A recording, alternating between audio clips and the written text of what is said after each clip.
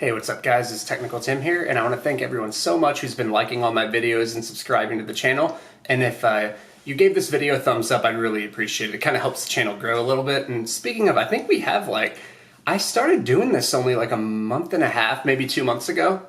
And I'm not like a really great advertiser or anything, so I haven't been like trying to spread the word too much. And it's really been you guys who have been, and I think we're at 330 subscribers, something around there. I'm not looking right now, but yeah, thanks so much guys for subscribing. Like seriously, it means a lot to me.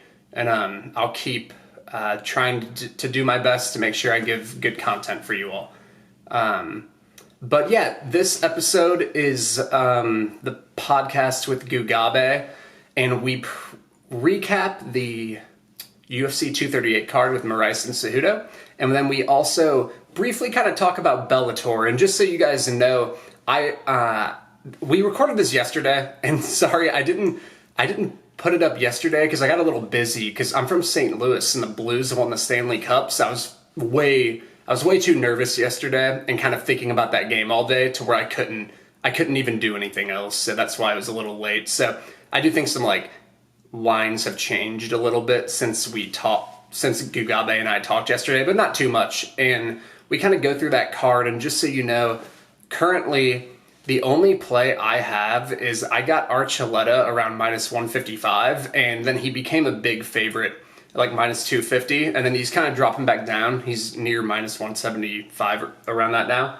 And I think I talk about it with Gugabe. I can't remember everything that I said, but overall, I think he should win that fight because Dantas he has trouble with output activity on the feet, and Archuleta does that stutter step type of striking where he's using lateral movement and kind of moving backwards and side to side, and it's hard to kind of land on him at times. That's really a reason why Bandejas was having trouble landing on him. I don't think it was completely because Bandejas was having trouble pulling the trigger or anything. I think he just couldn't land because Archuleta's kind of unorthodox, but he has that reset type of game where he'll come in and land, come out, move side to side, and use a lot of movement. And then I think because Archuleta does that, Dantas won't be able to get much offense going. And then with the wrestling, Dantas is a pretty good defensive wrestler, but he finds himself against Caldwell, and Archuleta loves this position too, is whenever you shoot in on Dantas, he'll spring back up, and it allows you to kind of get a duck under situation to where you can then get their back standing, and then you can clasp your hands. And if you notice Archuleta against his last fight against Bandejas, he'll take that position and hold it with his clasped hands and just kind of hit some, not really any meaningful strikes, but scoring strikes where he's just kind of kneeing you on the leg and on the side and just racking up points. And I think just because Dantas has to kind of just land big strikes, I feel, because he doesn't throw enough to win rounds here. And even though I think the fight's competitive, I think it's going to be a competitive win for Archuleta 70% of the time. I think generally he'll just win a pretty close and competitive fight because he does a little more. And it's kind of like what happened with Bandejas. And I could see that fight with Dantas going pretty similar. And yeah, so I think Archuleta is just kind of a fine play. And the thing is, sometimes whenever you bet favorites like this, you want favorites to blow people out of the water. But that doesn't, just because someone doesn't blow someone out doesn't mean they're not justified at this line. Just being the better round winner by a little bit, that adds up. And I think it might just run Archuleta to a 30-27 decision. So I talked about that just now because I don't remember how in-depth I went into my opinion on that whenever I was talking with Gugabe, but I just want to let you guys know because I haven't been sending many videos out this week that because it's been an off week, and the Blues have been playing, but that's my only play, and I just wanted to let you know for Bellator right now. And we talk about the Horiguchi fight and the Bandejas fight, the Dylan Danis fight, the Sonnen fight, and the McDonald-Gracie fight. We go through that too. I don't have any action on that, but Gugabe does have some strong opinions on that, so on a couple of those fights, so you can listen to that. I'm not going to be playing some of the fights he's playing, though. And then I think we kind of get sidetracked podcast at the end and talk about the a little bit about the Moicano Korean Zombie card coming up next week. And just so you know, I'm not going to be sending any more videos out until Sunday because I'm going to go home to St. Louis and kind of go to the St. Louis Blues parade. So I'm going to be there. So I'm just not going to be filming videos. But I'm taped up, and we have the Contender Series next Tuesday as well. So I'll be sending a lot of previews out for the Korean Zombie card, and I'll do some type of video for the Contender Series as well. And then Gugabe and I will also have a full in-depth preview. We do a weekly podcast like this one, but we'll do one next week, and that's when we'll in-depth preview the Moicano and Korean Zombie card. So sorry for the rant. I just haven't talked about anything really for the last few days because I haven't sent any videos. I just wanted to kind of give you the schedule up ahead.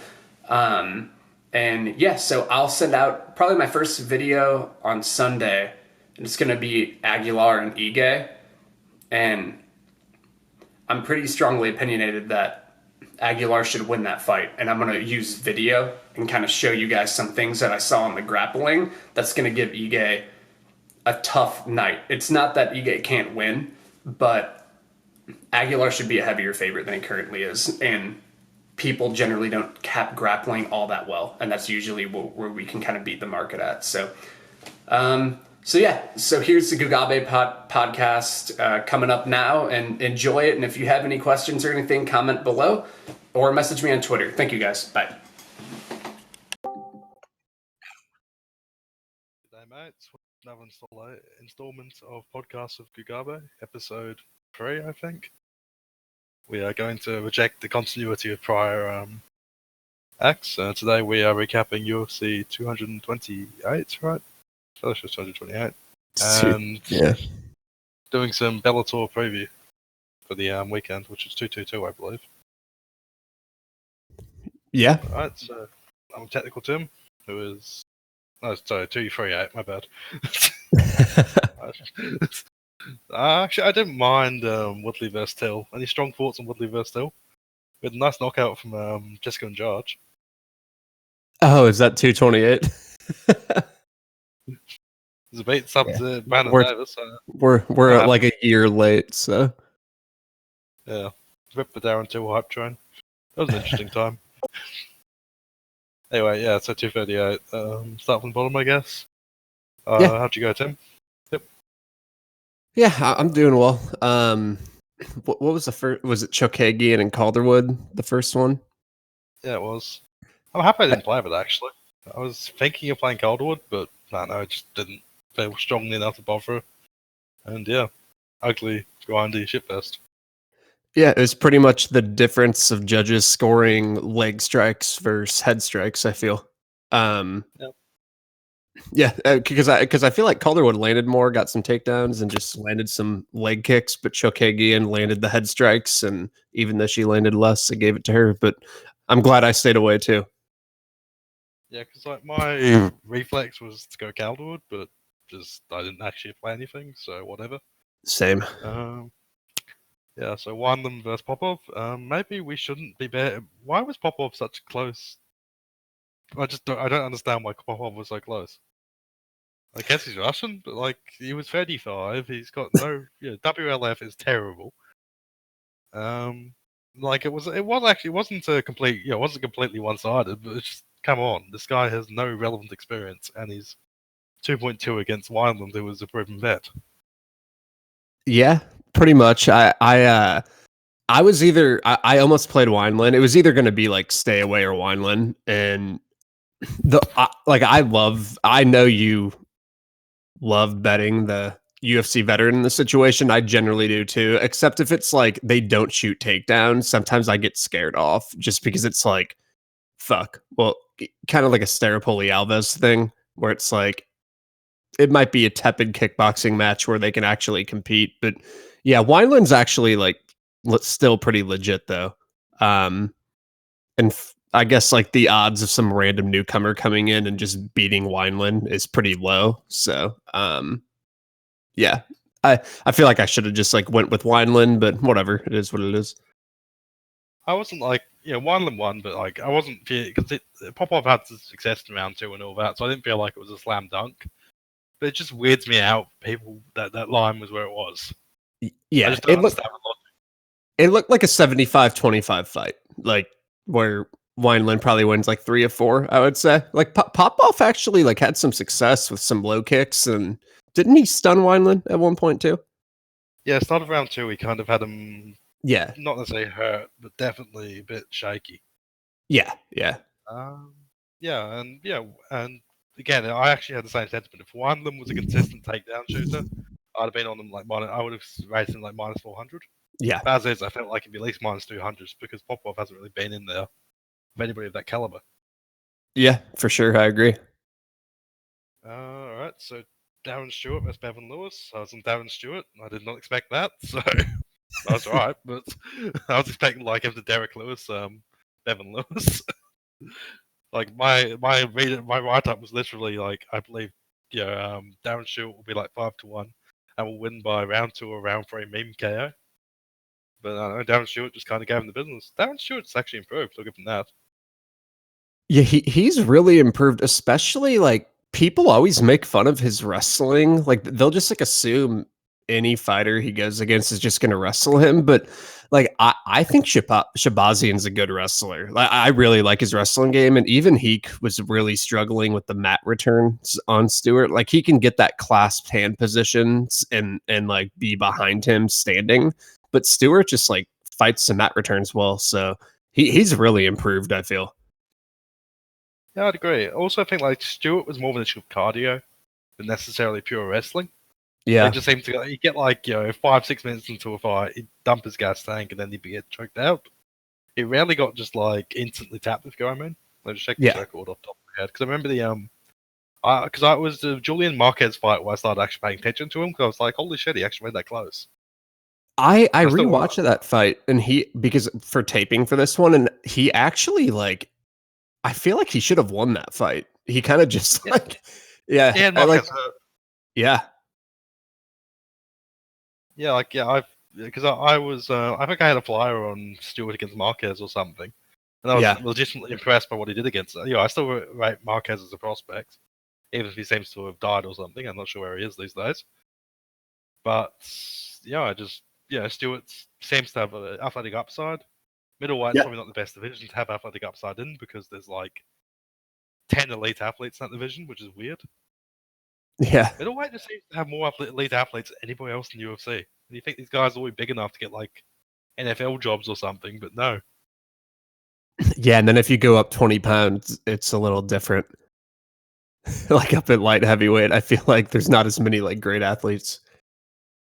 Even welterweight, like you obviously got Usman and that sort of stuff, but in terms of like truly world class athletic specimens, I just feel like middleweight's got more than pretty much any other division. Yeah, not necessarily skilled fighters, but just pure like explosiveness. Yeah, you got like Costa, Romero, who Jacare, else? Brunson, Hall, Stewart. Like Stewart's not even like really a top 5. Even Weidman and all that on the day are pretty athletic. Yeah, for sure. I feel like this fight, I feel like Lewis just got like really scared. Just like he was like really scared of the power of Stewart and was super hesitant to really do anything except I think he was just kind of a little gun shy from getting knocked out the previous fight.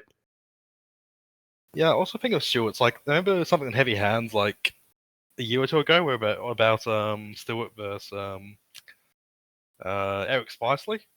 Yeah. Eric Spicely does not sound like a Brazilian, does he? Like you get an entirely different, you get like a mental image of somebody who looks like Chris Fishgold or something. Anyway, that's sidetracked. Where Darren Stewart throws this insane flying knee, and they're like, "Wait, this guy is an A++ athlete. He just is an idiot." Yeah. One moment in that fight where Darren Stewart just shows like insane athleticism and goes back to being an idiot, and it's just like, holy shit, this guy actually has something if he committed. Anyway, on to Jan versus Hill, I guess. Yeah. This is I played a little bit on Jan here, and I was like, whatever. Like I wasn't particularly happy with it, but I thought Jan won though, but I thought it was still close. But I felt Jan definitely won, but I felt like the Hill, because she had that sort of last minute and a half, I guess. Yeah. In the third round. It was one of those typical. Yeah. Yeah, wouldn't have shocked me. It's one of those If typical fights where Jan, I feel like, won way more minutes, but I was like, fuck, like Hill might get this decision. yeah, like, Because yeah. I definitely felt Jan won, but like I don't really regret because I took like one new stab at plus 180, and I was like, that was close enough. I don't feel bad about a small stab at the plus 180. I think when Hill Yeah. was sort of the more proven, one, Jan still was in the position of like, yeah, there's still more question marks there. Yeah, one thing I do want to point out, like I don't know if you've made this observation, as far as like the kind of like the proven concept of like you know a more proven veteran, I feel like the one division where that doesn't matter as much is kind of just like women's fighting. Like I feel like that will happen, but I feel like a debutante coming in and actually being like UFC, it's just because like I don't know, the women's fighters aren't as good yet. I feel they're not as evolved. So like a regional talent coming in can just be like better. Um, yeah, like because I don't know, like if you look at like Marina Rodriguez and a lot of like debutantes coming in the women's divisions, I feel like they're actually like ready. Where with the men's division, I feel like that's a lot different, you know? Like they're usually not there. I don't know if you've made that observation, but I kind of feel like that's something I've noticed over the last couple years. But I mean, it's still like worth doing at times. But yeah, I feel like some of these like women fighters are actually like ready sometimes. I think it's a combination of three factors. Big one is I think the athleticism in women's MMA is still quite low, so you get women who Exactly. are sort of coming. I think Yeah. Rousey, because she had this massive like publicity bump, I guess, put it on the map for a bunch of women athletes who would previously like back in the day, people like what's the name, Evanger and all that, were just like fighting Evanger and what's the name, one who beat the lesser Shevchenko sister, Roxanne. Like those guys were just like standard athletes back in the day. Well, these days you get these sort of high echelon women who are actually considering it as an option. Yeah. Yeah. Second one is just obviously the level is lower, so it's easier to sort of trump what's already in the UFC. Exactly. Yes. And what else do I think? Also, I feel like there's still, because it's quite fresh, there's still like legitimate regional talent who are being unearthed. Also, Yeah. UFC and all that's a bit more. Yeah. Oh, Yeah, and the talent pool is just lower because there's more men, I feel like, who fight. So it's just a little different. Yeah, I'd agree. And also, I just think there's just more chance of them unearthing like hidden gems. Yeah, exactly. And then Cater Lamas. This was yeah, I was on Cater here. But it was like I get why people would pick Lamas. I just kind of didn't think he was that good at always creating his own takedowns. He kind of relies on scrambling a little bit more. And I think Cater's pretty good. Like I think he's actually pretty legit.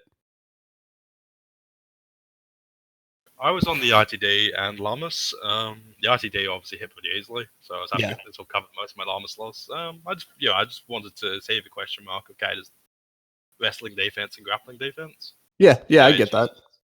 Yeah. So, Fishgold was probably the best grappler he's fought recently, and Fishgold isn't exactly elite. No. So I felt there was a valid thing of Lamas just taking him down and Lamasing him. And I feel like Lamas has been has been underrated lately, just because because of that Josh Emmett knockout. Yeah, for sure. Kate looks okay. I'll probably take Kate over current Aldo. But I think that's a lot of that. Aldo is just fucked. He's gone. Yeah. I don't know if you're gonna agree, but I think I think Cater and Holloway would actually be interesting, like stylistically. Because I don't think Holloway could just like out cardio him like he does and outpace him like he always does. And I think Cater hits significantly harder. I don't know what you think there. I think that would be competitive, like very competitive.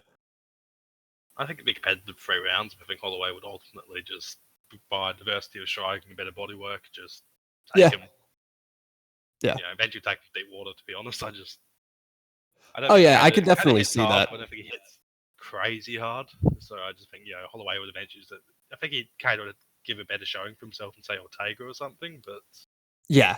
Like I could just see it like, being very fun for a few rounds too. Like both good straight punchers, and I think it could be fun for a while. I think Holloway just eventually the chin and the cardio would just be too much. Grasso, KK. I actually missed this. I heard it was a massive ass whooping. Yeah, like I just like last second parlayed this fight and the Jan fight going the distance because it's like 4 girls who don't throw submissions, and like it's just gonna be like a kickboxing match, like typical. But yeah, I thought about like I think we both were kind of liking Carolina before this fight, but I just stayed away because I feel like she's been on the decline and she got her ass beat, dude. It was like bad. That's what I heard. They had to just complete them all. My sort of reasoning was I felt Carolina was a higher tier, but she's just like it looked generally discouraging lately, so I wasn't going to touch her.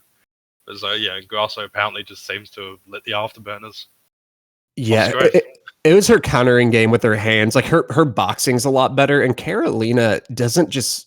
I feel like she has that like come forward Thai style, and she's tough, but she isn't really the best boxer and doesn't have the best defense if you kind of put together combinations. And dude, she got lit up. Like if you have like, it was like 30-26 territory. It was bad. Yeah, I definitely got that impression. Aljo versus Munoz. What's your big one? I thought that I felt like it's 29-28. I felt like Munoz took round 2. I was expecting through 10 minutes. I said she got what I expected, but Aljo just seemed to dig deeper and keep the volume up. I was expecting Pedro to take over. Yeah, I stayed away here. I understood why I didn't think Sterling would get the wrestling going because I think his wrestling's super overrated. I still think he's like a good grappler, but I don't think he can just do what he does to like Stamen to Pedro Munoz. But as far as on the feet, like I just always I kind of always just underrate Sterling's ability on the feet. That's why I stayed away. Because he ended up like he just seems to always win that volume battle. It's weird. I don't get a good read on his striking, but he fought well. I feel like if Munoz went to the calf kick a little more, I feel like he could have made it a little more interesting. But yeah, I thought it was like a 30-27, 29-28 type of deal where it was like competitive, but Sterling was just kept throwing up the volume a little more. So yeah. I personally, because I felt like round 1 was Sterling's, but I felt like Sterling was picking the wrong fight. Because I just like, all right, Pedro just keep taking over because like Sterling wasn't trying to wrestle, and I was like, all right, that was my main concern. I was expecting Sterling to take round 1 regardless. Yeah, I just figured that Moonhauser's body kicking and leg kicking would actually just add up enough to just eventually Pedro would take over. I was actually kind of disappointed. I thought Pedro would do more to sort of aggress in the third round because he didn't really ever bite the mouthpiece, I guess. Yeah. Aljo was hurt to the body. Aljo was badly hurt to the body. His legs were clearly going, and he just kept pumping a jab. Munoz just seemed to accept it. I think I remember in round 2 or 3, wasn't Sterling like visibly hurt to the body where it looked like it could be like a thing where if Munoz swarmed, he could even maybe like get a finish. Like I don't totally remember. I could be Yeah, he clutched his side and he completely changed how he's defending himself. But, like the body kick was definitely adding up. Yeah. So I just felt that Moonhauser's body and leg kicking was working. He just didn't really up the tempo in the third. I think Sterling just kept surviving. Because my opinion was after the first, I was going, oh shit, Sterling's winning the striking so far, but he's doing nothing to defend the body and legs. And he's not getting takedowns, so eventually this is going to, the pivot point is going to be soon. I just didn't think once Sterling started like losing, that he would tough it out. He'd be able to pull it back. I thought it would be like, it looked like the main event where just like as soon as Sterling started losing, he was fucked. Yeah, it was it kind of went similar to how I thought it was. It was just like a matter of I thought Sterling would kind of get that early lead and would Munoz be able to kind of take over, and it's like he kind of did, but he just couldn't like Sterling was still able to kind of just like defend himself and move. Like as far as damage goes, Munoz did way more, but Sterling definitely won on points, because like Munoz was never hurt. Like The fight happened. It was kind of a crazy fight. Yeah, actually, I am surprised that Sterling got 30-27 on all scorecards because he was clearly hurt more in the second round. And Minholz kind of had that takedown sort of thing. So I was thinking, all right, that's clearly Minholz round. I didn't see how he gave round 2 to Sterling because the damage margin was quite severe. Yeah, it was justifiable, I think, 30-27, but I thought 29-28 was probably what I would have given. But it was one of those fights that even those 30-27, it was a really close 30-27. You know, it wasn't like a Grasso Carolina 30-27. It was a lot different. Yeah, like it looks just like a competitive fight going forward. I do feel like if Munoz made some adjustments, he could do well, you know? Yeah, me too. Yeah. Suarez Ansarov. I actually hit Suarez' decision quite hard. I know obviously you went over 1.5, but I figured that finishing in this one would be quite front loaded. So it would be either a matter of Suarez just sort of getting onto her and subbing her immediately, like she did Grasso, or it would take her longer.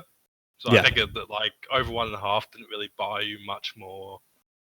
I mean, over 1.5 didn't really give you much more security than like Suarez' decision. I figured if it went 7.5 minutes, it was probably gonna go 15. Yeah. Logic.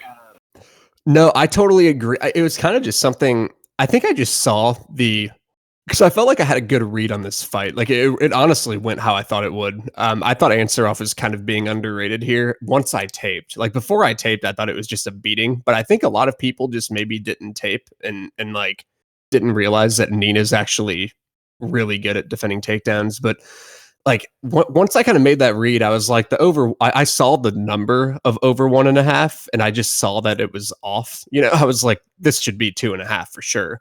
And then like, yes, I made that play. And then, yeah, you had mentioned the decision instead. And it's like, yeah, you get double your money. I think I just like had already placed my bet without realizing that because submissions usually are front loaded. But I think I just lit up when I saw that 1.5 number, you know, because I thought it was wrong. But the value play was the decision just because, wasn't it like plus 220 or something? I got plus 210, which I was happy with. So yeah, that's really good. Yeah, pretty much. I just thought about in terms of like, cause actually I had some on the fight to start round 2 at minus 200. I actually kind of regretted that compared to the decision play. So more I thought about it, I was thinking, really, it's really front loaded here. Yeah. That's usually, I feel like submissions usually always happen like first half of fight. So, yeah, I think that was like a better way of getting the bang for your buck than even though the over 1.5 hit, but like I feel like the decision was better. But yeah, like that Ansarov is tough, dude. She's really improved, I feel.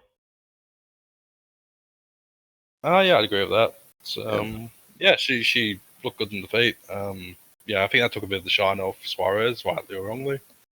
Yeah, I'm kind of happy because I feel like that's just like a tough fight for Suarez, that Ansarov fight. So I feel like we could actually get Suarez at like a playable line against her next opponent, you know? Because I don't think a lot of people can repeat what Ansarov did. Like, I feel like Andrade is a tough matchup for her, but I think Suarez like mauls most of that division. Like Ansarov's get-ups are elite in my opinion. But yes, that's true. I think Joanna could play a similar takedown defense as I think Joanna would beat her actually. Especially in a 5-rounder. I don't think Joanna's as good off her back though. Yeah, I mean I think Ansarov was better, managed to play a takedown defense late, but I don't think Joanna would necessarily be able to. Yeah, I'd have to look into that. I've always liked Joanna's like wrestling defense. So like I've always thought it was really good. I'd have to like kind of, that's one I'd have to tape. I really couldn't even give strong opinions about it, but I feel like honestly, if Ansarov Suarez was a 5-rounder, that would be like Nina could probably win that. I feel probably she would easily win that too. Suarez looked done at the end. Yeah. Even though to reverse I am so annoyed about that submission, to be honest. Between this and the next one, I lost about the 30 unit swing on Saved by the Bells. I was so pissed. there's about 17 units on this one for ends inside distance and Ivanov submission. Yeah. About 8 units swing on Jan Rivera KO. So it's just like, Tuivasa sucks. Ivanov has an incredible chin, clearly. He's got one of the best chins at heavyweight, I think. Like he hasn't fought all the same like level of like he hasn't fought like many elite heavyweights, so I don't know if we could say it's like the best, but it's definitely up there. I feel like JDS was landing bombs on him, and he was just like coming forward, like not even affected. But and Tuivasa, even though Tuivasa is like not, I don't think he's very skilled or anything. He can crack, and he landed a few times on Ivanov, and Ivanov like he did stumble Ivanov for a second, but Ivanov his chin's amazing. I actually don't think Tuivasa punches that hard for heavyweight. That's one of the main reasons I favored him. Oh, really? Because even against look at him against Asker, it took like 30 shots. Yeah, I always imagine like Tuivasa versus Harris or some shit, and Harris just destroys Tuivasa because like I just don't think Tuivasa is a particularly huge puncher. He's got good knees and good elbows, but he just doesn't seem. He hasn't really hurt anybody that spectacularly off a punch, even on the regionals. He was hurting JDS pretty hard, I feel. Oh, true. Yeah, JDS. I'm just talking about Fry going up. Yeah. No. He's probably like a normal heavyweight hitter. The more I think about it, it's heavyweight. If what he kind of hits, yeah, I think he probably even sort of top 25%. I don't think he's got like supernatural heavyweight power. Yeah, he's athletic enough. Huge hitter. He's athletic enough too, where he can kind of just like find openings and land clean on you. So it's because I don't always think it's about how hard you hit. I think it's about like how accurate you can land, you know? Yeah, true. Because like the example I always make is Jose Aldo and Conor McGregor. I think if they like hit a heavy bag and it showed the power, I think Aldo hits way harder. But Conor's knockout power is like, you know, like maybe on the same tier because he's a lot more precise with his shots, you know? A lot of that Conor was the fact that he manufactured knockouts with his pressure style, though. True. I think if Aldo consistently came out like McGregor every fight, emptied the gas tank, and only had a 7-minute gas tank like Conor. Yeah. Aldo would probably have just as many KOs. It's just a matter of that. I always feel like my opinion on Conor's always been kind of he's skilled at doing what he does, but I feel like he kind of had some good variants throughout his career. Where just the way he fought, he could easily gassed out a lot earlier and just lost. It wasn't like GSP or some shit where he just he never really comprehensively beat anybody. Yeah, I think he's good for a 3-rounder. I like Conor's. I hit Khabib heavy against him, but I like Conor's game for the most part. I just think there's plenty of guys at lightweight who could compete with him. That's I think featherweight is just not as good. Yeah, I agree with that. And also, Conor was huge for featherweight, which helped. Yeah, he was a monster. Even current Conor, I just don't think current Conor gives a shit, to be honest. Like, the way he came out against Khabib, when it was like, he immediately threw a shitty kick, and I'm like, you've had years to prep for this fight against a wrestler. Maybe don't swarm him with a shitty kick. Yeah. How did this not come up at any point? Yes. Jan Rivera? I feel like Rivera should have been favourite there, to be honest. Jan did not impress me much. Like, he won those 2 rounds by knockdown, but Rivera looked sharp as fuck, and Jan just looked kind of flat. Yeah, and also, I expect Jan usually builds a lot more than he did there. Like, usually Jan's like, just pressure just keeps building and building and building, where it felt like he just never really hit that second gear. Yeah, I threw Jan in like a parlay, like a 1-unit parlay, so I really wasn't on Jan. I was just kind of like, thrown around on a parlay. I would have never played Jan straight at minus 300, but I thought Rivera just did a really good job at kind of like of kind of keeping his head off the center line and kind of landing kicks and never I feel like him always kind of moving a little bit wasn't allowing Jan to really get his boxing combinations going. Because Rivera, it's funny because if you look at that's why striking output on Fight Metric doesn't always matter, because like the output difference going into this fight was astronomical in Jan's favor, and then Rivera actually I think outlanded him. I didn't I think I looked after the fight, and I think he outlanded him by like 20 strikes. So, Yeah, but definitely yeah. So seems right. people who bet Rivera were definitely on the value side here. It's just like the knockdowns kept fucking him, you know? Yeah, I felt weird because I felt like my Jan KO play at plus 200 was better than like Jan moneyline, just because I felt like Jan was only winning round by hurting him. Yeah. Like, yeah, but I think there was significant overlap between Jan KO and Jan winning that fight. Yeah, like playing Jan moneyline straight was obviously like the wrong play, but I don't think Jan KO at like plus 170 is wrong because Rivera doesn't have the best chin, and Jan is gonna like land anytime they fight. So yeah, but like Rivera was definitely the value. So he looked good. He just doesn't have the best chin for a bantamweight, you know? Yeah, I definitely agree with that. Yeah, because Rivera fighting, Rivera looked better, a lot better there against Aljo. Yeah. Aljo just looked flat. Yeah. Ferguson Cerrone. Ferguson is terrifying. Ferguson's probably the best fighter. It's probably the best like athletic specimen, I guess, in a while. Yeah, dude. What the fuck? Just Ferguson after round 2 in the corner, he just looks bored. Yeah, it looks like he's not even out of breath. It looks like he's just hanging out, like watching the fights.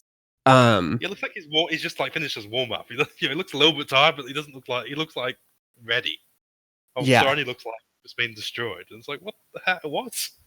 Yeah, I threw a small play on Cerrone because I honestly thought he was the more skilled kickboxer going in. I do think one thing, I think Ferguson versus like Venata and Pettis, he just like did not respect them at all, and he came in with like his hands down and shit. But against Cerrone, I feel like he gave him a little, like he still got hit a little bit in that first round. That first round was competitive. I actually still thought Ferguson won that first round, but I thought it was really competitive. But he actually like had his hands down and shit. And like Ferguson's my favorite, like literally one of my favorite fighters. So anyone listening, I'm not talking shit on him, but he is on so much EPO. Like that is not human. Like what he's doing. Like yeah, that's just ridiculous. Like obviously it's fucking absurd. Yeah, that was just this calmness on his face was the thing that shocked me. Because Cerrone has elite cardio. Elite cardio, like literally 99th percentile cardio, and it didn't even matter. Like he was like gassing in like 8 minutes, like not gassing, but he was obviously not keeping up with Ferguson, you know? Yeah, and like Ferguson's like outpacing Pettis and Kevin Lee and Edson Barboza. Fine, because those guys have all been known to do that in the past. Other people could do that to them too. Yeah. Yeah, Cerrone just what? How the fuck? Yeah, Ferguson destroys Khabib. Like destroys him. Yeah. Yeah. So like needs to take breaks. I've always thought. Yeah, I've always thought that Ferguson would win that fight, and I know people are split. I know a lot of people on Khabib here, but it's like I don't think Khabib can just like lay on him for 25 minutes. Like Ferguson will actually square up with him with an attacking jiu-jitsu style, and I think Khabib will like win some rounds. The only fight that concerns me is Kevin Lee had a few dominant positions, but I also thought Ferguson went into that fight like kind of just like an idiot, you know? Like he wasn't as like tight with all his grappling, I feel. And it was kind of a really random mount take that Lee got if you rewatch that. Also, I feel like Lee is just a better offensive finishing threat than Khabib is. Khabib, like yeah, no, I agree, yeah. Watch Lee versus RDA. Lee actually does get back control and all that. RDA against Khabib was mostly guard. Yeah, Khabib's way better with control and is a way better grappler than Lee, but Lee is a good finisher. Like with his back takes, like Khabib's not some crazy finisher with his submissions. Like subbing Michael Johnson, honestly, like Kevin Lee would have subbed Michael Johnson, I feel like, quicker if he got him down, you know? Yeah, so, I definitely agree. I definitely agree with that. Yeah, so Shevchenko versus I. All right, I died. Rip I. I had sub decision, so I was apparently wrong. I feel like head kick was the only way it could actually finish early, but yeah. Your thoughts on the fight? Yeah, I think I had the fight starts around 3, so I thought like my overall reasoning here was the submissions. I thought I's a scrappy grappler, like kind of showed that against Pena. And I think that kind of played out. Like Shevchenko had, I think it was a key lock attempt, but I did a good job at kind of just, you know, toughing out because she's super scrappy. And I thought just the head kick I got MMA'd here. I mean, you can't always predict a single strike head kick. So I was close to hitting that fight starts round 3. So I wasn't mad about that pick. But yeah. And to the listeners, I think Gugabe is going to be back in like a minute. So I'll talk a little bit more about this card before we get on to Cejudo and Moraes. But I think I'll go back to that Ivanov and Tuivasa fight. Like, I think Ivanov, a lot of people didn't really like Ivanov, I feel like, before that fight. And I feel like it's just kind of he went against 2 really tough fighters in the UFC. Like JDS is probably the worst stylistic matchup for him because it's a guy who can kind of just outbox him on the outside all day. And then Rothwell's just really unorthodox and super durable. So I think like Ivanov was just a little undervalued going into that Tuivasa fight because a lot of people seem to not like Ivanov in that fight. So, but I think Gugabe is back. So sorry about that rant. But yeah, I was just kind of talking about Ivanov was a little underrated going in that Tuivasa fight because of Rothwell and JDS, you know. But oh yeah, definitely. I take Rothwell over. I take Rothwell over Tuivasa. Like, I give Rothwell like -200 against Tuivasa. Yeah, Rothwell's tough, dude. Rothwell is elite toughness, can grapple, and has this weird janky striking game. And Rothwell is huge too. Huge. Ben Rothwell was 6'5", isn't he? Yeah, he's really big. I was actually, I was actually, I kind of like throw this out. I actually was like at the weigh-ins, like literally in the front row. Like, it's kind of crazy how close you can get to the fighters, like at Chicago. And it's funny, like I'm 6 feet, like 180. You know, I'm like kind of like not like a big guy, but I'm not like small either. And Ivanov was really tiny in person. Like he wasn't like whenever I looked at him, I wasn't like, you're a heavyweight in the UFC, you know, like I was probably his height, but obviously like thicker dude. But one person who really stood out to me, Curtis Blades, is fucking huge in person. Like he was sitting right next to me, and I was like, oh my god, because you're like a bigger guy too, right? Yeah, but I'm like 6'4", 6'4", about 300. So yeah.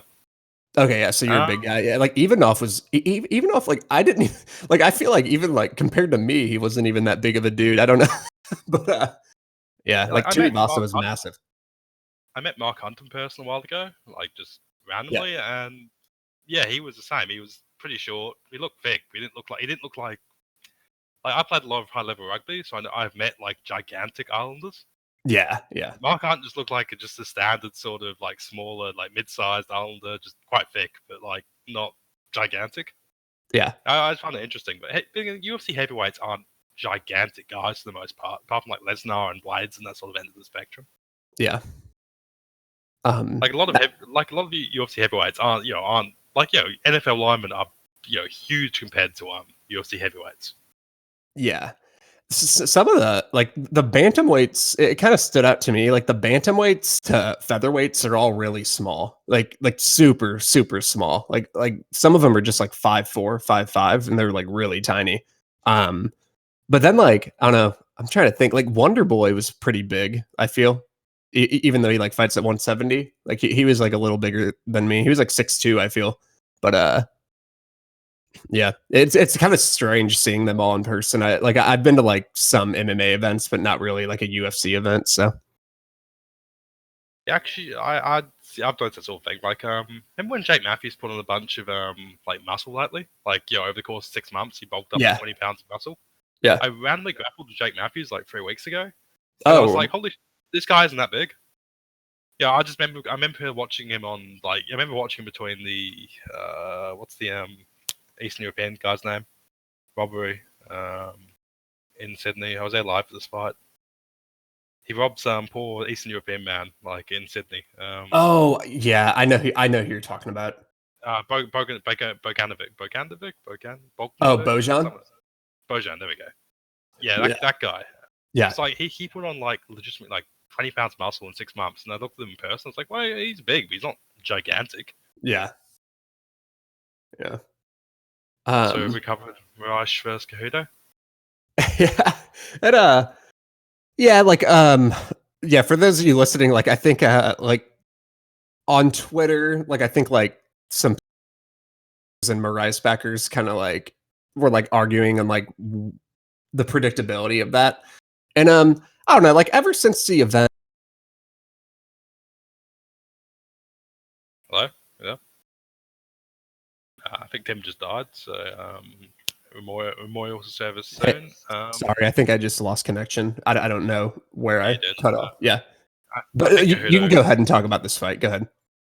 As we all know, Cejudo just cut Tim's connection for talking shit about the champ. I don't know. I personally felt like it was possible that Cejudo might outgas Moraes, but I felt like the body and leg kicking differential would waylay that. Yeah. Also, Cejudo's chin is insane. I've rewatched that fight a few times. I was like, Moraes probably lands like 7 or 8 hardest strikes in that fight. Yeah. Yeah. Cejudo just does not flinch, even with the leg kicks. Yeah. See, I've kind of come to like a middle ground on this. Like, people who are backing Cejudo, I totally agree with the fact that Cejudo's like, if you're backing Moraes, you could have maybe underrated like the durability of Cejudo, because Cejudo's really tough. Like the one time he was finished with against Mighty Mouse was like body shots, and it's just kind of like whatever, you know. It's kind of like just like a random occurrence, I feel. So I think like the durability edge was huge, and I do think you could have probably predicted that Cejudo would have the better like 4th and 5th round if it got there. But I guess from my end, what I thought is Moraes would have done enough damage to the legs to where maybe that wouldn't matter as much. But Cejudo just took the leg kicks better than I thought. But so like I kind of like am with Cejudo backers on that Cejudo had like a massive durability edge and you know the cardio advantage too. But I still think that I don't think Cejudo gassed Moraes out in this fight though. Like I'm pretty sure what happened was if I don't know, I know I talked with you about this, but a minute 40 in to round, or a minute 40 left in round 2, Cejudo landed a right hand on the outside. Like I don't think a lot of people and no one really saw it. And if you rewatch it, you can see once he did that, he was able to land at will for like the next 6 minutes of the fight until it ended. And before that, he couldn't really get inside. And I think once he hurt Moraes, he was able to, like, Moraes never really recovered. I don't think Moraes actually gassed. I think he just got hurt. So that's kind of my overall opinion. So, like, congratulations to the Cejudo backers. Like, he definitely had a durability edge. But I don't think Moraes gassed either. I think he just got hurt. I felt Moraes gasped. He gasped because his response to being hurt was immediately to try and swing for the fences. Yeah, like, and he exactly. landed those swings. Yeah. He landed those swings. It wasn't a matter of Cejudo pushed the pocket or Cejudo was faster, because in the first round, Moraes was completely comfortable with Cejudo's speed. In fact, Moraes actually looked faster. Then Moraes gets clipped, loses, let's say, 10% of his speed, and just suddenly just all goes out the window. Yep. And also, Cejudo's durability, like, yes, Cejudo was tough, but there was no, like, indication pre-fight that he had, like, this A+++ chin. Like, the durability he showed in that fight was insane. True. Moraes hit him pretty hard. Like, I'm not saying, there wasn't no indication of having a bad chin, but it's like, just because somebody hasn't shown a terrible durability doesn't mean you can just blind assume they've got an A++ chin. Yeah. Like, Moraes was hitting him hard enough to make most guys go away or, fall down and die. Yeah. Yeah. That's my sort of feeling. Yeah. I guess I just don't want to, like, even talk about this fight anymore. So I don't, because it just seems like people are super passionate about Cejudo and other people think like Moraes was, people who pick Moraes got unlucky. I think it's a little bit of both, but like I don't think you could have predicted Moraes to shut down completely, but I think he just got hit with a big shot. That's all I think that happened, And then he kind of just like went to shit after that. And Cejudo did a good job at kind of just like going after him, you know. But he was getting kind of like beat up early too. So, but Cejudo is a lot better than he always does. Kind of outperform my expectations. I will say that, you know. Yeah, I felt like Kudo did outperform my expectations, but you also sort of got a favorable variance in this fight. I know. And betting a dude who outperforms your expectations isn't necessarily a good bet. Because Yeah. there's no real reason for you to be expecting that to happen pre-fight. Yeah. Like, No. I just felt like, the leg kicks were clearly landing. The leg kicks are causing Cejudo great pain. Cejudo came in on a fucking injured ankle, and he just seemed to ignore them. And I was like, what? Seriously? How do you predict that happening? Yeah. No. I understand. Like, I understand your argument, you know. And like, I get it, you know. I just kind of chalk this up to whatever this fight, you know. But like I don't really care anymore. I guess that's kind of like overall what I'm saying. Like I just like don't feel like arguing about this fight anymore. But like I don't feel mad about my read. I guess I can say that, you know. But like other, I don't know, like I'll gladly admit whenever I feel like I like kind of fucked up. Like I feel like even just even like a fight that I won, Zhao Nan against Hill, like I think that was kind of a dumb bet. I feel like Yan should have maybe been, should have probably been favored, but I don't think she should have been minus like 170, which I got her at. But like this fight, like it's just kind of like, I don't know, like I've never seen a bantamweight shut down in round 2 like that ever. So I wasn't like mad at the pick. You know what I mean? Yeah, I agree with that. I agree with that completely. Yeah, pretty much. I felt like I predicted what happened for the first 7 minutes. They just kind of went to crazy town, I guess. Yeah. Yeah, so we're talking about Bellator 222, I guess. Let's stick to the fights for betting odds. I think that's a fair idea. Yeah. Since let's just check if we have any strong opinions on. Let's go full Bellator. The Bellator not even on Wikipedia these days. Yeah. No, I'm going on BFO on best fight odds, so like we'll just go with that order. But Horiguchi Caldwell, I think Caldwell was taken down pretty easily 2 rounds. Horiguchi got a guard sub. Guard subs don't really exist in high level MMA, in my opinion. I think Caldwell just kind of grinds him. The cage will help, and it's been 6 months. It's not like Horiguchi's going to reinvent his takedown defense. Yeah, I'm not gonna bet this fight. Like Caldwell's minus 145. I think that's like fine. You know, like that means he wins what, like 58% of the time or something. And like I tend to think he will win, but I will say, even though Caldwell was kind of like winning that fight, Horiguchi was kind of just like giving him issues at times. And Caldwell, I like rewatched the Dantas fight. Caldwell makes mistakes, man. You know, like throughout like a 5-round fight. So I could see like Horiguchi taking advantage again. So I don't think it's like a shoe in, you know. That guillotine was really weird though in Ryzen, that one that he landed. But Caldwell has been guillotined before, so I don't know. I don't necessarily think, but I just don't feel like Horiguchi's going to punish him so instantly and viciously, apart from another meme guillotine, to just like, make. It's not like it's Caldwell can make no mistakes for 5 rounds. I think it could just be a matter of Caldwell. Caldwell can afford to make a few mistakes. Horiguchi, yes, he hits hard, but he's not like this massive hitter, particularly bantamweight. Yeah. Yeah, the cage will help. Like, but like at the same time now, at implied 60% odds, like do you really find value in that? Like you pretty much need to think Caldwell wins like 66 to 70% of the time, you know? And I don't feel like there's like massive value. I don't know. Like if you get like Caldwell at dog odds, sure, but like minus 150, I don't know. I got Caldwell at plus 110 in the first open. Oh, well, yeah, like that's fine. Yeah. I guess I'm just kind of talking the current odds. Like I'm not going to play Caldwell at 60%. Yeah, that's fair. Yeah. That's fair. I think Caldwell does take him pretty easily, but yeah, I could see there's enough of a hole there. I'd still consider Caldwell playable at the current odds, but just not as strongly. Like plus 110 for me was like 3 units. Yeah, plus odds are fine. I didn't get those odds, you know, so that's like a lot different. But I still think it's a pretty like I think Caldwell should win. Like he's a better round winner for sure.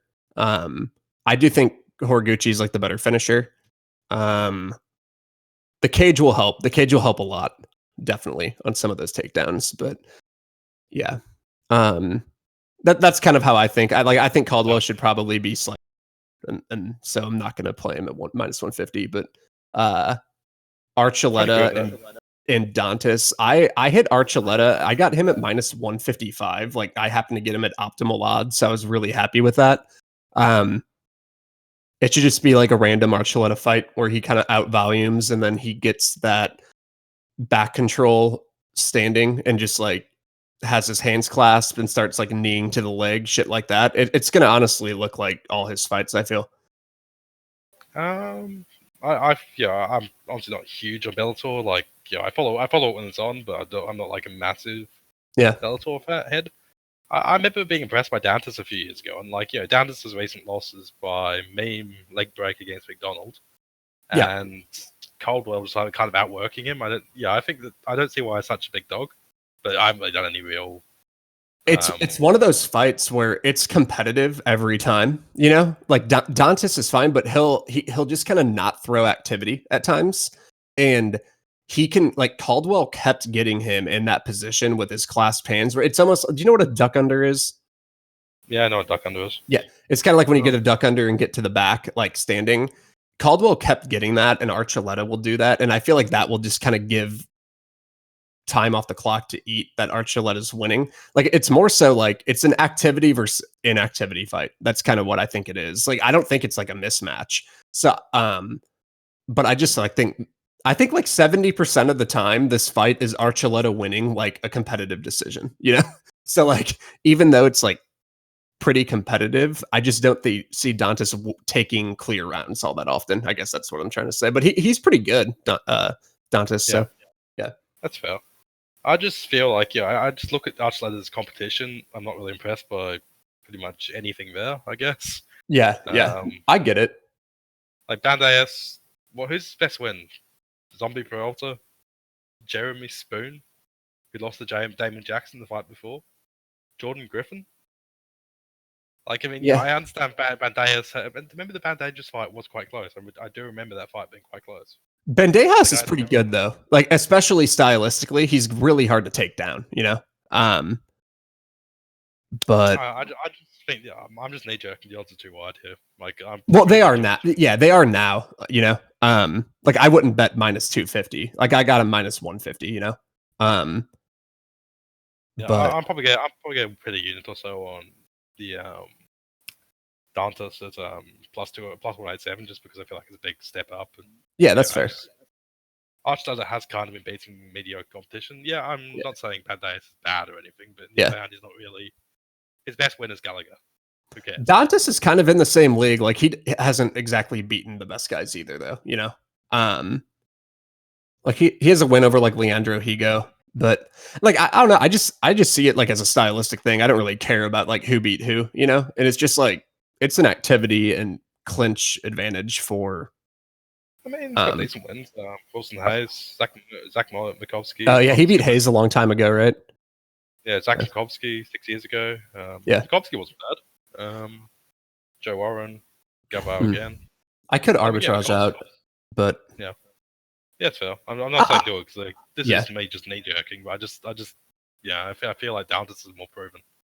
He could definitely get outworked here, but I also remember the Banderas fight for Archuleta was very close. Yeah, for sure. Banderas is tough. But that's the way I see it. Like I think like minus 150 was fine to play Archuleta. Like I think now they're too wide, But then Bandejas and Mix is the next fight. Bandejas is actually on this card, and it's funny. Bandejas opened up at minus 220, or minus 210, and he's currently minus 130. And I did some tape on Mix. I'm gonna deep tape this a lot more because it's all about the takedown here. Mix is like a wrestling body triangle type guy, and Bandejas is kind of like your athletic type of guy who can stop takedowns pretty well and is a pretty like dangerous striker at times, but sometimes the inactivity can hurt him. But I'm actually like interested in this and maybe playing Bandejas here if I kind of come to the conclusion that Mix might not be able to take him down all that often. So we'll see. Mixed did beat Andrew Yule. Yeah. But rear naked choke, amazingly. So he is better than Hernán Burrell. Yeah. Mix is a king of the cage. He's a king of the cage bantamweight champion. Like that's where He most has of his undefeated 10-0 record in the regionals. I'm Yeah. impressed by that. No, he's pretty good. Like honestly, his wrestling's pretty good, but Bandejas is a pain to get down. But Mix will kind of get that. Like I need to like make an actual term for this, but you know, like the clasped hands position whenever you like have a standing back take. You can get Bandejas there. Like Archuleta did it a lot, and Mix kind of gets there. And like the one threat is, I think Bandejas has what it takes to get up, but Mix puts body triangles in. So sometimes that doesn't matter if you have a get up game against a hook player. So it's like that's kind of the issue I saw. Honestly, I'll probably not bet this fight. I'll probably just stay away. But like if Mix is not getting takedowns, he'll probably get fucked up here. Bandejas is actually a pretty good striker. Yeah, I have no strong reads here apart from Bandejas arbitrarily being my boy, so I'm just looking to contribute to that discussion. Yeah, I've made a bunch of money on Bandejas over Gallagher. Yeah, good times. Dylan Dennis versus Max Humphrey. I got 1.4 on Dylan Dennis against what should be. I mean, if Bellator knows what they're doing, this should be a fixed fight. Or Max Humphrey's coming off a loss. There's clearly a desired outcome here. Put it that way. I mean, Dennis is gonna sub him. Like, I have faith in the Bellator matchmakers knowing their jobs well enough to fix the fight. Do you have faith in Bellator matchmakers? Yeah, they actually go like Bellator. You'll see a lot. I mean, there's a reason you see a lot of like minus 1,000 favorites because they kind of go the boxing route, you know. Like I don't know, with like Jake Hager, they're giving him like complete. Like I honestly think like there's some Bellator competition that I feel like I could tap like very quickly. But yeah, I think I'd be able to tap tied to Ivasa, so I'll just be back myself for that. Yeah, like I don't know. It's just like there's a lot of like part-time type of fighters in Bellator, you know, who kind of come in and will fight more proven guys just to kind of build up the proven guys. So it's not like out of the question to like think they're not that great. But yeah, like I mean, Dennis should be a wide favorite. I don't think we need to spend that much time on it. Like he should tap this guy. Yeah, pretty much. I was happy I got 1.4 because I was just looking at it. I was like, come on, this is clearly a desired outcome fight, as they say in boxing. He'll close over minus 1,000. That's how Bellator works. Like by fight time, he'll be like minus 1,200, I think. And like, for a guy like Max Humphrey, is there really any real reason to win this fight? I'm sure, if this fight, I'm not gonna say it's fixed, but there's probably like an air in the locker room of there's an arrangement here, don't fuck it up. Yeah, I mean, there's a desired outcome, you know. Yeah, it's like boxing. Low level boxing. Those fights are soft fixed all the time. Like they're not necessarily like hard fix, but like if you don't play ball, you will not get booked. So you have to play ball. Like, they'll take a knee after winning a round or something, or they'll just like, I know what they're doing. I think it's the sort of thing here. Charles Sutton versus Lyoto Machida. There's a glitch on my best fight odds. It says that Charles Sutton is plus 275 instead of minus 2,000. Yeah, I haven't like. Is the man? Yeah, I like Chael. I mean, Machida should be favored though, but like is not good enough for Chael. Love is the only appropriate motion for Charles Sutton. I haven't I mean, I've seen some of their like I watched Machida's last fight was against that Brazilian guy. I feel Carvalho, was it, or who was it? Carvalho. That was close as hell. Like I didn't think Machida actually won that fight. I still thought Machida looked fine, but I thought he lost. I mean, Machida should probably sprawl and brawl to victory. Like if Sonnen can't lay in your guard for 15 minutes, he tends to kind of crumble. He's a little bit of a front runner. So odds are probably right here. Like I feel like Machida should be a favorite. So I agree with that, to be honest. I still think Sutton's got a decent chance of just kind of just grinding him out, because Machida's just sort of lost the speed to react to being pushed backwards. Yeah, And Machida's takedown defense isn't what it's not what it was. I do think Chael has like, I wonder what his decision line will be. You know, I think he's got a better chance than people think, but I don't have interest in like playing either guy. Mate, Charles Sutton's knocked him out in the first round. I think that was handy for the Rampage. Actually, it's also a big one on prop lines. I'm waiting for the props on the next fight, McDonald versus Gracie. I think that if after Rory Mack, Jon Fitch has been sighted in the area looking for scales, so there's a good chance that Rory Mack is retired and become a monk. But I think if Rory Mack is anywhere near like semi-switched on, he stops Neiman fairly easily. Like, I was rewatching that Roof fight again, and just Neiman does not have very good striking defense at all. Yeah. Honestly, like you have stronger opinions on this for me. Like, I'm not going to play McDonald at minus 170. Like right now he's minus 170, Neiman's plus 140. I think it's like a weird fight. Like, I do agree, like McDonald's a better striker and all that. But Neiman seems like pretty like tough and durable, and just a 5-rounder. Like, it's like one of those fights where it's almost like Smith and Gustafson. Like, I'm not a hunch guy. Like, you know, I'm like pretty scientific. I'm not like a superstitious guy or anything. I just have like a feeling Gracie's just gonna win, even though he like shouldn't, you know? But yeah, I'm fully aware that Rory Mack will look flat as fuck and will randomly get tapped out inside 2 minutes. I'm not denying that will happen, but I have enough faith in Rory being a semblance of Rory. Like, Rory still hurt Fitch. Yeah, Fitch got hurt multiple times in that fight. Yeah. There are people who scored it for Rory.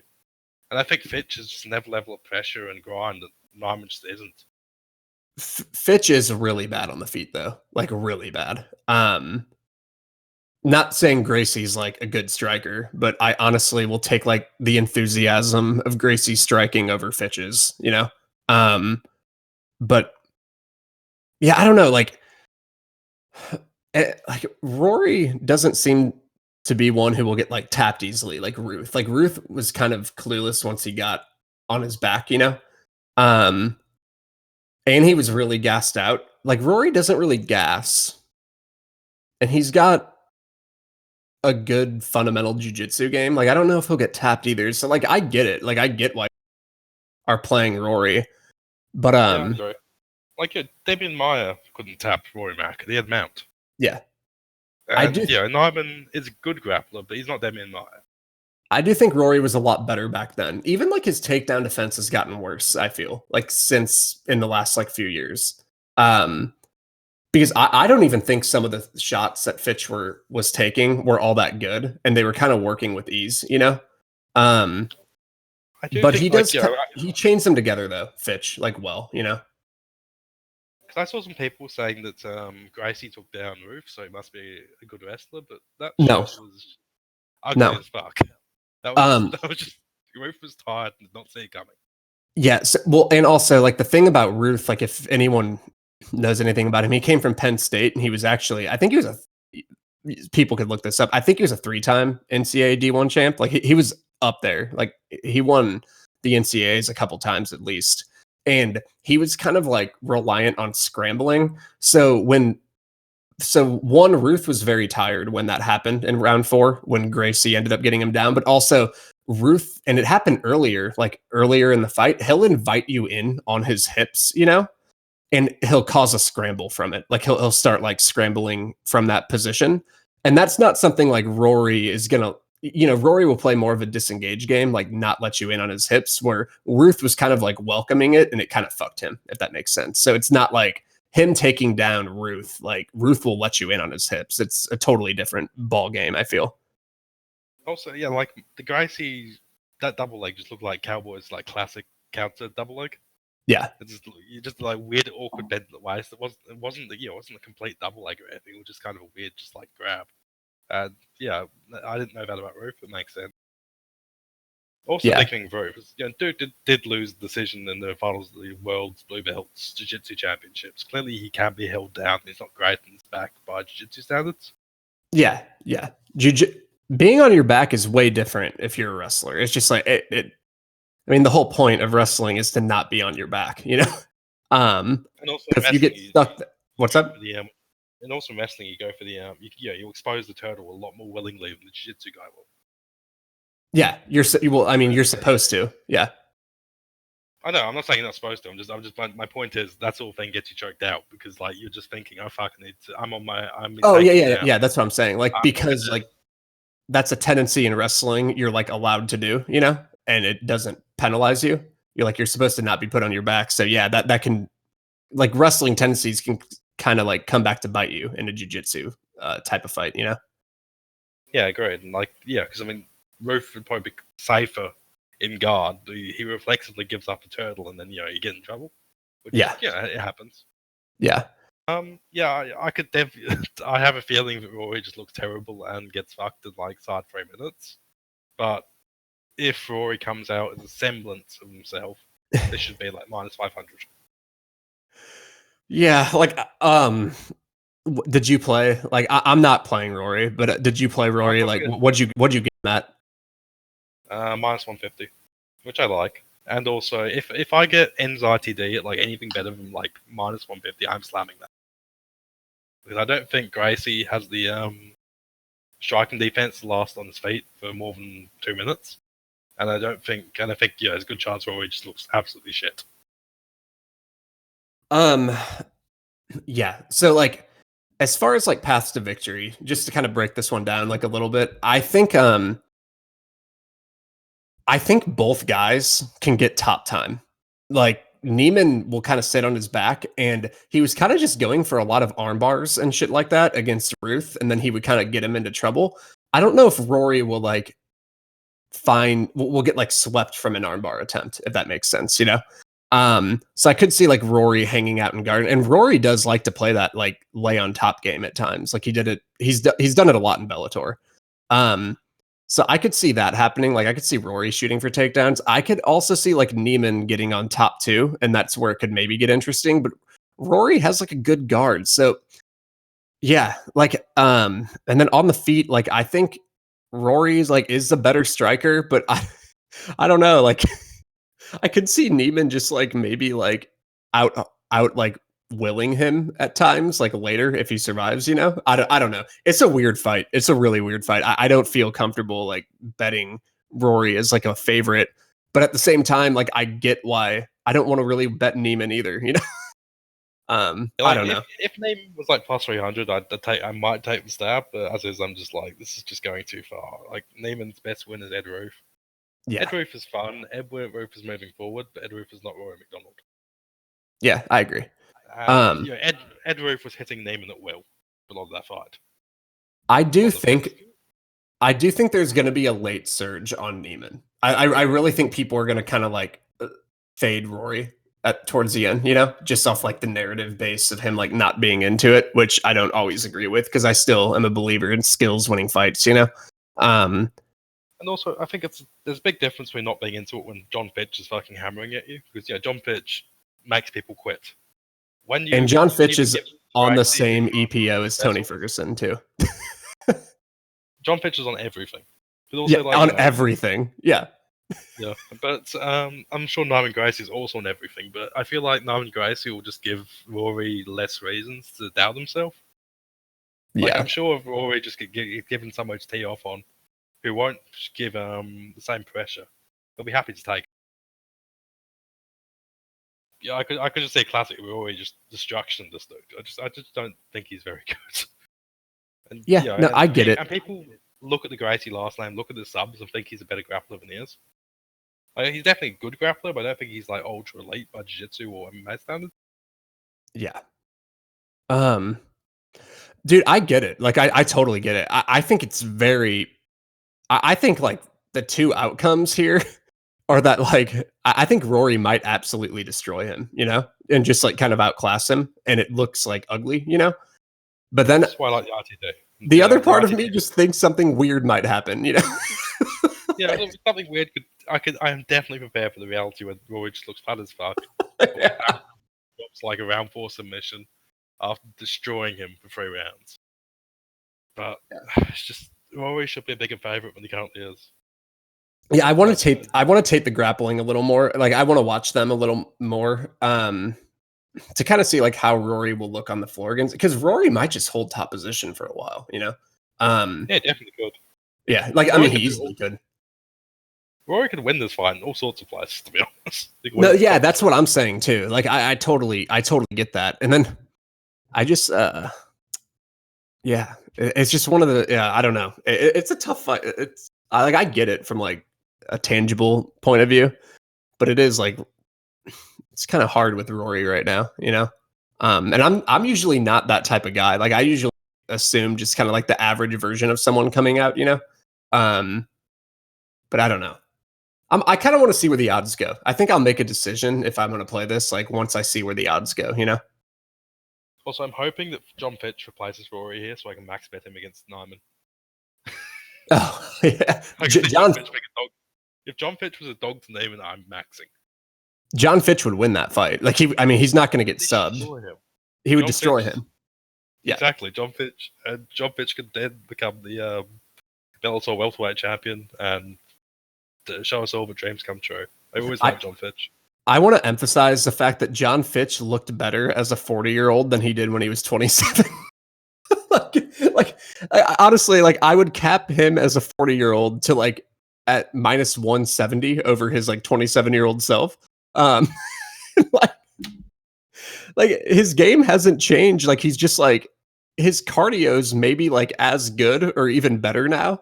That pace he put on Rory was kind of insane. Like his striking's still kind of not very good, but his overall game's like the same exact archetype as it was before. It's hilarious that he's like 40 and he's still doing the thing like fine, because he's got to be like he actually tested positive for PEDs before too. And I'm pretty convinced he's still on them. Not that he's like a bad person. I think most people are on PEDs, you know. I do hope Jon Fitch somehow becomes Bellator welterweight champion. I've always had a soft spot for Jon Fitch. I like Fitch. That Eric Silver fight is really underrated as being one of the best grappling fights of all time in the UFC. Yeah. I've met Fitch too. I saw him in an airport one time. Fitch is impossible to tap. Apart from impossible to tap. Yeah. Maya had his back for like 15 minutes and couldn't tap him. Even that Eric Silver fight, Eric Silver had like a rear naked choke 3 minutes, like deep. Yeah. And Jon Fitch would not go away. Fitch was kind of like the first guy I heard in MMA talk about the concept of baiting. And what he does is he purposeful, like it doesn't, but it kind of got him in trouble against Maya because he'll give up his back on purpose so he can kind of roll into guard because he's really good at rolling into guard, but that doesn't always, if somebody slaps in a body triangle, it's a lot harder to turn into guard.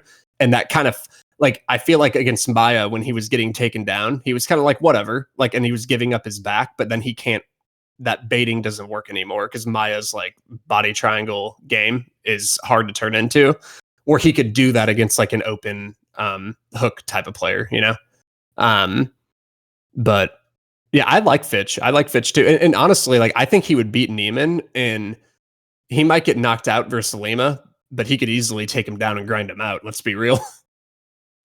Look, this is a pact in blood. The Fitch replaces Rory Mack. We're both going all in if it's plus odds. Yeah, I kind of hope like Rory, because honestly, what would Fitch and Gracie the odds be? It'd probably be semi close, right? I think Gracie would be like minus 150 because people are idiots. To be perfectly honest, people would be like, "Oh, Gracie is an elite jiu-jitsu guy. He can tap Fitch." I think people would come in on Fitch though. Like I think people would bet Fitch. It might open, but I think people are smart enough to know Fitch's game. You know, yeah, I like Fitch. Like I wish he would have, but I don't know. Yeah, overall in that event, I'm just kind of on Archuleta at a really good line that I already got him at. And then in a second, I'll get through some deep, detailed wrestling capping. I can see Jon Fitch has no NCAA Division I wrestling titles. And Roof has 3. Oh yeah. Gracie tapped Ed Roof, so logically. Fitch was at Purdue, right? I think he was. I mean, he's Jon Fitch. He's a legend. I think he wrestled at Purdue. I think. Yeah, he did. Yeah. Jon I Fitch mean, is also actually Drew Brees. That's also a second element. This is not really covered much. yeah, Drew Brees and Jon Fitch were Purdue at the same time. What do you know? Yeah, there's nothing like, and I like try not to argue like too much online or anything, but there's nothing that makes me more upset is whenever people will like, I'll like say why somebody's gonna out grapple someone, and then they'll just like cite credentials like, oh, this guy's D1, like Usman Woodley. I got that a lot, where I was heavy on Usman, or Yeah, like that was in horrendous. grappling when they'll say like, oh, this person's like a black belt, so they're better, and I'm like, I don't like, yeah, that's like my big pet peeve because that's just, it doesn't matter. Like you need to watch the tape, like because Fitch is the better MMA grappler out of Gracie. Like he would hold top position more. He wouldn't get tapped, and he's got insane cardio, and he's on EPO. So, Jon Fitch is just, he doesn't need your APO. He's on his own deck. He's incredible. Jon Fitch is. Yeah. I'm still a massive fan of Jon Fitch. How can you not be? Super nice guy too. Like really nice guy. It's a shame he got cut. It's a shame he got cut after that Maya loss. Look at that like run he got cut off. Maya, Silva, back when Silva seemed good. Hendricks, which is kind of a meme KO. BJ Penn. It was kind of disgusting how he got cut. In my opinion, like he was just coming off like an amazing fight with Silva, and then he just kind of got body triangled by Maya for 15 minutes. Yeah. And he seemed to be showing a bit more dynamicism in his like late UFC run. Even the BJ Penn fight was fun. Yeah, and Hendricks was kind of just alright, fair enough, meme knockout. Silva was a legitimately great fight, and so you grapple against him in Maya. What can you do? He's 7-2-1 outside the UFC, and his 2 losses were like a knee bar by Paul Harris, like whatever, And he kind of just got memed by Josh Berkman super early, like in the first like minute. He kind of got caught cold and club and subbed. And then like other than that, he has like a few good wins too. like since then. Holman, Okami, Shields, Foster, Daly, they're not terrible. He's probably a top 5 ever welterweight. Like as far as like accomplishments and things, welterweight's tough because you got Matt Hughes, you got GSP, you got Lawler. Like welterweight's one of the deeper divisions, I guess. Yeah. Who else you got? Woodley, I guess. Like I think Woodley's weird though. I still give Woodley over Fitch. I agree. I don't want to, but I have to rank him higher than Fitch. Fitch might have the number 5 spot. And Jake, I think I'd give Jake Shields above Fitch, to be honest. I think didn't Fitch beat Shields like a couple times? He did. But you can't just go head to head. Yeah. Yeah, no, I agree. You can't just go head to head. You got to go with body of work. Yeah, I mean, I guess I'm just saying like Fitch is definitely like in the conversation. Like he's a name that will get thrown out there if you're talking about some of the better welterweights, Yeah, I'd say Fitch and Shields are Fitch/Shields is kind of like it tied for 5th on tied for 5th, I'd say. Yeah. We might be missing someone, but that's probably about the guys right there, Yeah, Hughes, GSP, Woodley, definitely above. Who else did I just forget? Hughes, even Hendricks, honestly. Hendricks obviously fell off a cliff, but he still had a great run. Yeah, and I'm sure there's some idiots who will say, "Oh, Askren." Yeah, like undebated. If Askren goes on a run, then like he'll be in there. If Askren wins the title, definitely. But yeah, unless he wins the title. Yeah, I'm excited for that fight versus Masvidal. That's gonna be a fun one. Askren's like super hard. He's weird to cap. Like it's I know, I agree. I'm gonna have to fade him just consistently because he has no striking, and I feel like striking is something important to have. You hate him. I don't hate him. I know. You're skeptical of him, I feel. Yeah, exactly. I just don't think that game can work. I just don't like only single element fight. His game can work versus the right guys, like obviously, it's just one of those things where like I'm kind of in a middle ground with Askren. Like I think he'll absolutely like outgrind a lot of actually like pretty good welterweights, but then I think but it's tough because he's also like if you stop his takedowns just for a bit, like he's insta KO like type of material, you know. So yeah, like it's tough with him, but he yeah, I don't know. Actually, extending the point about welterweights, I feel like Rory Mack has to go over Fitch and Shields, just because like Rory Mack's only lost 4 times at welterweight, 2 of which were kind of miracle come from behind TKOs. Yeah. And he won the Bellator championship. Yeah, you know, he has wins over Woodley, Meyer, Ellenberger. Yeah. You know, decent wins. Yeah, Rory's up there too. I mean, there's probably even other guys we're kind of like forgetting. Koscheck was always like pretty tough, and then he kind of like had a really bad late run in his career. But I wouldn't put him like in the same conversation as those guys either. But and where do you put Lawler too? I think Lawler's weird.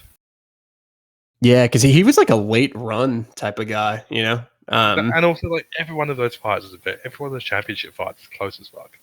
Yeah. Like he could have won. Condit was a robbery. Rory Mack was 3 minutes away from winning that. Yeah. Both Hendricks fights were coin flips. Yeah. Yeah. And his prior run was kind of a mess. So what can you say?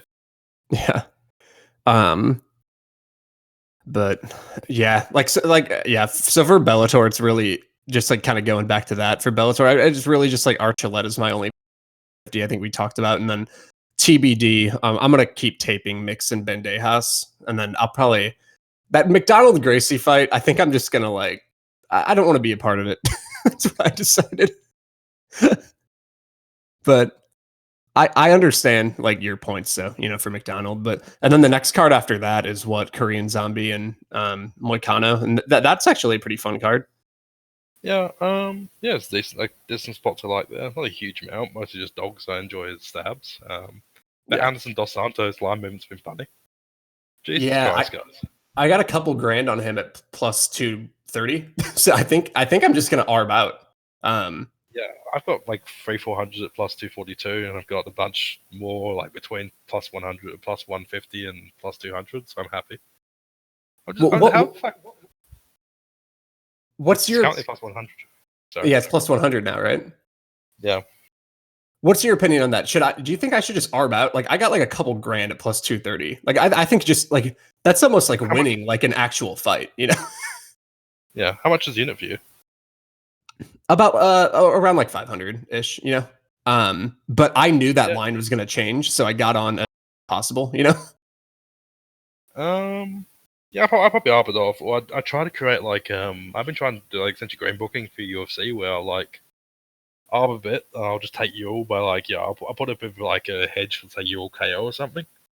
Yeah. So I can sort of maximize my hedge while covering my bases. Yeah. Like you can just reduce the loss conditions. That inside the distance got hit too at plus 160. It was like value, and then people like started hitting it, you know. And it's minus 120 now. I honestly think it could even be higher than that.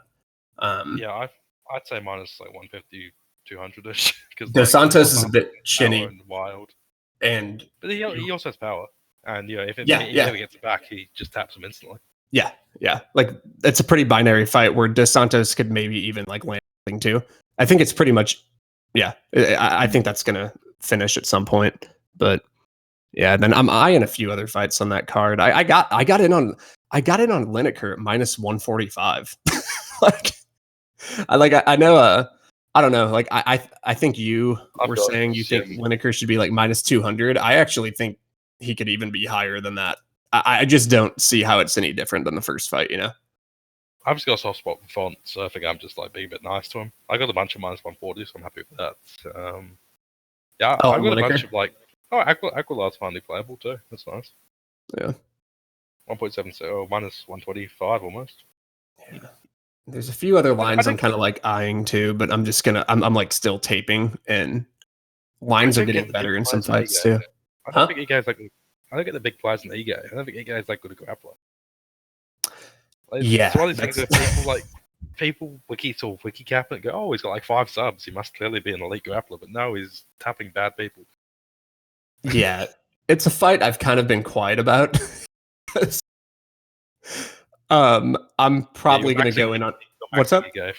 I heard you're maxing Ige, aren't you?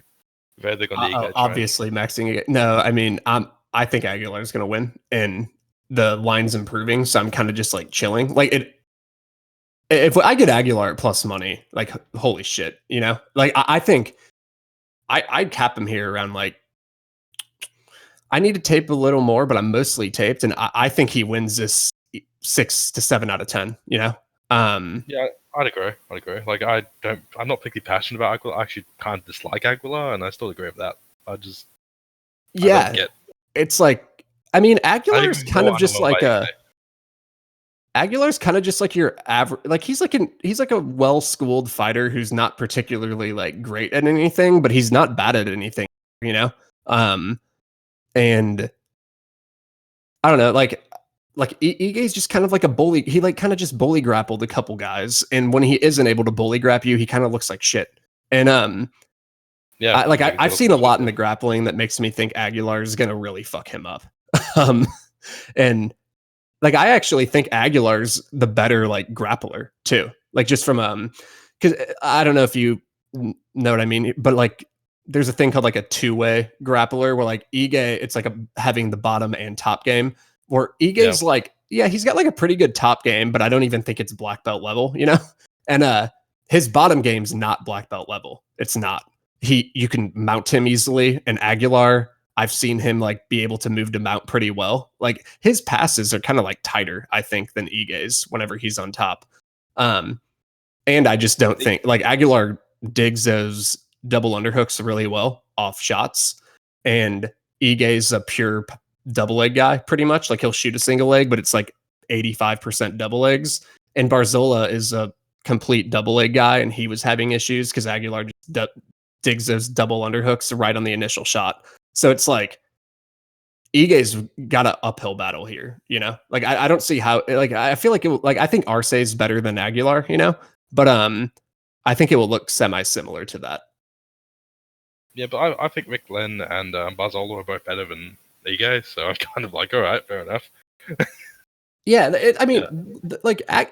thing is, like, I know you don't like Aguilar, but 2 good wins, you know? Like not like great wins. He does. Those are like 2 legitimate UFC wins. I don't think he's terrible. I'm just like, you know, I dislike Ige. Like, I don't think Ige is even very good, but I just don't think Aguilar's got a huge amount of future. But yeah, I think he should be. Like my knee jerk here was, I was looking at the prices, thinking I feel like Aguilar should be minus 200, but the price is minus 150. So I was like, I can't be fucked playing it for that sort of margin. But if he keeps going, yeah, definitely playing him. He's minus 120 on a couple books. And then, like on a few books, like 5 times he's minus 130, he's minus like 123 in some other books, minus 1. So like it might flip to him becoming the. And it's like, I'm like waiting to pull the trigger because I'm gonna play him. So yeah, I don't know. Like I've just seen a lot in the like I think that's just gonna be one of the fights that turns into a shutdown fight, you know, where Aguilar kind of just dominates. But yeah, I agree. I think Ige can get some takedowns early, you know, but he shoots so many shots. I think just like it's going to be one of those fights where he shoots so many shots, and if it will probably go later, like in the 2nd, 3rd round, and he tires out, and he shoots so many shots, and they're not that good. And Aguilar is just legit at digging double underhooks. Like he's got pretty good like disengaged takedown defense, and when you're failing shots like miserably, like Ige looks really animated when he shots, and that's not good in the judges' scorecards. You know what I mean? Like it looks bad. It looks like you're just kind of like doing shitty. And then a reason why Ige had success in the grappling versus Jordan Griffin with his takedowns, if you watch, it's because Griffin tied up with him with like guillotines and stuff when Ige would shoot in. It wasn't because Ige was actually landing takedowns. And Aguilar won't do that. Aguilar will just like, he'll play a disengaged game. It's kind of like Cater Lamas, where like Lamas needed Cater to kind of grapple with him a little bit. Like they needed to be in the clinch or something. Like just shooting like a double leg away wasn't always going to work for him, you know, because Kattar will just disengage and not tie up, and Aguilar does the same thing. But then I also see, like, I do think Ige has a deep enough double to where he could take him down in like the first round. But I don't even think I think Aguilar's bottom game, his guard retention, is good enough to where like he won't have any damage, if that makes sense. That's the way I see the fight going. Like, I think it's pretty easy money. But yeah, so we'll see. Yeah, I'd agree. I'd actually pretty much agree on that sort of front. Yeah. Not hugely passionate about him, but just I feel like he should just kind of beat him fairly handily. Yeah. Yeah, so I think that's about us done. Yeah, I think that's everything. We'll have another podcast next week and kind of go more into detail on that zombie Moicano card. And the Contender Series is kind of like next. It starts next week too, so that will be fun. Angrily tell us whichever top 5 middleweights I've forgotten in my last 20 minutes, or I'm sure somebody thinks that Lawler's best welterweight of all time by a massive margin. Hello, I'm sure I'll see you in the comments. Yeah, it's whatever. People in the comments are usually cool, so it's all good. Yeah, all good. Right, yeah, thanks for having me. Catch you. Yeah, have a good one, man. Yeah, have a good one. Stop this recording. Hide professionalism.